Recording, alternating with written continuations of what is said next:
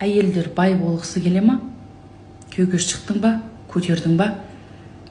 Тек қана жағдайыңды жасап, ақшаң болсын, болмасын, ақшам жоқ екен деп өліп талып, қыстың күні өліп талып тірлік істей бермей, ешек құсамай өз-өзіңді күт. Өз-өзіңді күт. Байығың келсе, өз денсаулығыңды өзің күт. Потому что біріншіден сенде ақша жоқ. Сен өзің ақша жоқ, еще ауырасың, ауырғың қазір былай ақша. Анализдің өзі айналдырып сүреді.